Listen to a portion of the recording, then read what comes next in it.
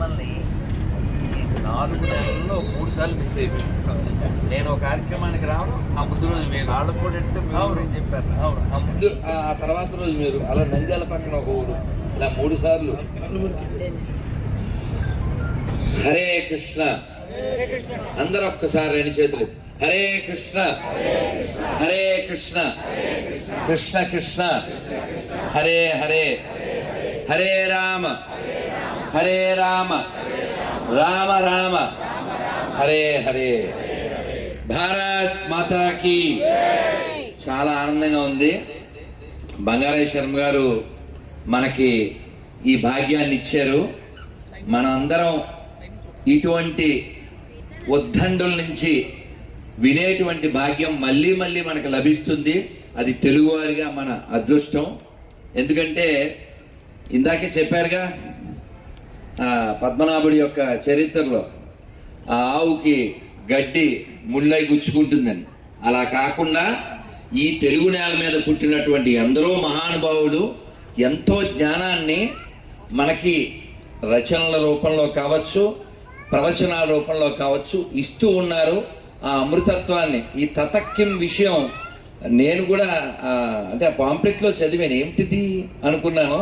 ఇప్పుడు ఏమిటో ఇది, ఎంత అద్భుతంగానో అసలు. అది ఇంకంటే మరి సినిమా మాట మాట్లాడకూడదు కదా, కానీ తత్వం విషయంలో ఎవరు కొడితే, ఎవరు చెబితే బాగా దిగుతుందో అదే గరిపాటి వారు.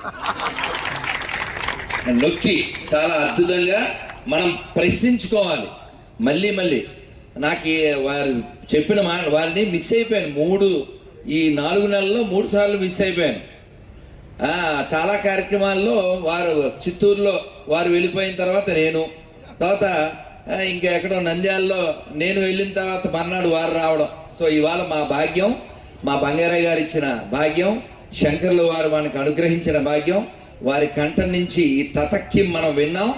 మనం చేసే పనిలో దీన్ని గుర్తుపెట్టుకుని ఒక్కటి చెప్పాలనిపిస్తుంది. అదేమిటంటే పరిశీలన చేయమని వారు మనకి నొక్కి నొక్కి చెప్పారు. గరిపాటి నరసింహరావు గారు ఏంటంటే, సీతాదేవి అలా చేసింది. రావణాసురుడు నేనెవరో తెలుసా అంటే, అవును బాగా తెలుసు మాకు, నిన్ను 1 నెల రోజులు ఒక ఆయన జైల్లో పెట్టాడు కదా అంది. ఎవరు పెట్టారు జైల్లో? కార్తవీర్యార్జున్.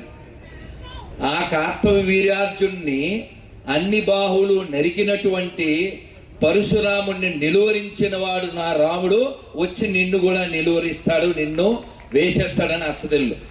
అంటే ఆవిడ ఒక్కతే ఉంది సీతాదేవి, ఎవరు లేరు వెనకాల. కానీ ఆవిడ పరిశీలన చూడండి, రాముడు వస్తాడు, రక్షిస్తాడు. అలా మనం కూడా ఎటువంటి స్థితిలోనూ మరి తత్వం చారిటబుల్ ట్రస్ట్ వారి దగ్గర కూర్చుని వినడమే కాదుగా, తత్వం కూడా ఎక్కాలిగా. ఆ తత్వం ఎక్కితే మనం కూడా రామదాసు గారి లాగా, ఇందాక అసూయ కూడా వదలక్కర్లేదని ఎంత బాగా చెప్పారండి. అది అసలు అది హార్ట్ టచింగ్ అనమాట. ఎవరిని చూసి అసూయ పడాలి, అది అసలు అలా తత్వం ఎక్కడం అంటే బంగారేశ్వరం గారు చెప్పినట్లు మనకి అది ఎక్కించడం, అర్థం అయ్యేలా చెప్పడం. అంటే ఆయుర్వేదంలో కటు అంటే తెలుసుగా, చేదు. మరి తీయగా మెత్తగా చెప్పరు. ఎందుకంటే తండ్రి ఆయన మాస్టర్ కదా, మాస్టర్ ఏం చేస్తారండి, బెత్తం దెబ్బలు పడతాయి ఖచ్చితంగా. చిన్నప్పుడు మేమైతే మమ్మల్ని కొట్టే బెత్తాన్ని మేమే తెచ్చేవాళ్ళం. అలా తెచ్చిన వాళ్ళు ఎవరు ఉన్నారా? మమ్మల్ని కొట్టి అది విరిగి, అది చూడండి, అదృష్టవంతులు మనం అందరం, అదృష్టవంతులు. మన టీచర్లకి మనం గట్టిగా ధన్యవాదాలు చెప్పుకోవాలి ఖచ్చితంగా. ఎందుకంటే మనకే బెత్తం తెమ్మని మన్ని కొట్టి అది విరిగిపోతే మళ్ళీ ఒరే మంచి బ్యాగ్ బెత్తం తేరా ఏమన్నా ఉందా? అదేంటది, ఏనుగుకి అంకుశాన్ని అదే తెచ్చిస్తుంది అలాగా. సో కాబట్టి మనని ఆయన ఒక టీచర్గా మనం ఫ్యూచర్లో మళ్ళీ ఏ క్రీచరో కాకుండా ఉండడానికి ఇంత బ్రైట్గా చెప్పి తత్వాన్ని ఇంత లైట్గా ఈ లైట్ల మధ్యలో మనకు అర్థమయ్యేలా చేసినందుకు మనం వారికి మళ్ళీ మళ్ళీ కృతజ్ఞతలు చెప్పుకుంటూ, ఈ అవకాశం మనకి ఇచ్చినటువంటి ఆదిశంకర్ల వారి యొక్క ఈ భక్త సమాజం, ఈ తత్వం చారిటబుల్ ట్రస్టు, బంగారం లాంటి హృదయం ఉన్నటువంటి బంగారేశ్వరం గారికి అనేక ధన్యవాదాలు. ఇంకొక మాట చాలా మంచి పోల్చారు గరిపాటి వారి గురించి. ఏంటంటే అదే బంగారేశ్వరం గారు బంగారమే కదా, ఉట్టి ఎత్తులో ఉంటే కృష్ణ భగవానుడు దాన్ని ఎత్తులు వేసుకుని పీటలో ఇంకోటో వేసుకుని దాన్ని తీసి అందరికీ పెట్టినట్టుగా ఈ తత్వాన్ని మీరు గమనించండి. గరికపాటి నరసింహరావు గారు ఎన్ని విన్నామో మనం వింటూనే ఉంటాం రోజు. అవన్నీ చాలా అది అమ్మ కలిపి పెట్టినటువంటి చిన్నపిల్లవాడి పెట్టినంత చాలా గోరుముద్ద. అటువంటి విధంగా మనకి చాలా సులభంగా, అంటే కొండకచో కటువుగా ఉన్న ఆ కటువుగా ఉన్నటువంటి మందే మన ముందుకు తీసుకెళ్తుంది. ఆ విధంగా వారి యొక్క ప్రవచనాలు మనకెక్కి, ఇందాక వారే చెప్పినట్లుగా ఒక్క కిక్కుతో అది పోకుండా, ఆయన చెప్పింది మరిచిపోతే మనం దిక్కుమాలను అయిపోతాం. అది గుర్తుపెట్టుకుని భగవంతుని దిక్కుగా గుర్తుపెట్టుకుని మనం ఆయన చెప్పిన, ఇందాక అది కూడా చెప్పారుగా విశ్వామిత్రుడా, ఇప్పుడు దక్షిణ దిక్కు వెళ్ళాం, ఇది కాదు ఇంకో దిక్కు అని. అంటే మనం వినడం చాలా ప్రధానం. అందుకని చెప్తున్నా, మళ్ళీ మళ్ళీ మళ్ళీ మళ్ళీ వింటూ ఉండాలి. విన్నదాన్ని వారు ఒక్కో మాట నాకు బాగా పట్టుకున్నది ఏంటంటే, నా చరణాలు పట్టుకోవద్దండి, ఆచరించండి. ఆచరణ కావాలి, ఇది కావాలి. ఊరికే నేను ఇప్పుడు రాగానే ఎవరో ఈ కాళ్ళ మీద పడే అలవాట్లు బాగా ఉంటాయి కదా మనకి, పుణ్యం కాన్సెప్ట్.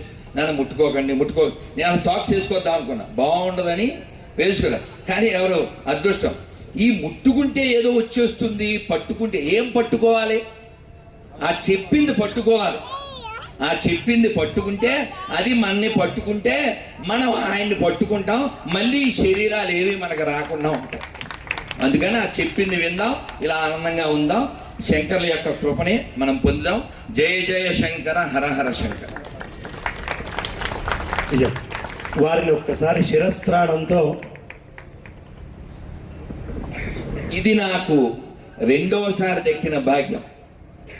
ఆ శంకరుల జయంతి 2022 కదా నేనేంది మనం అక్కడ నాంపల్లి స్టేషన్ గ్రౌండ్స్ ఎగ్జిబిషన్, అక్కడ మాకు మరోసారి అటువంటి విజ్ఞాన గనిని, అంటే వారికి అవార్డులు అవి చాలా చిన్నవి. సాగర ఘోష నేను చాలాసార్లు చెప్పినప్పుడు వారి లోపల ఉన్న హృదయ ఘోష అంతా అందులో చెప్పారని నేను విన్నాను. ఇప్పుడు కొనుక్కున్నాను, మా శివాజీ కొనిచ్చాడు కాబట్టి చదివేస్తాను. అందుకని ఇది నాకు రెండోసారి బంగారేశ్వరం గారు ఇచ్చిన భాగ్యం.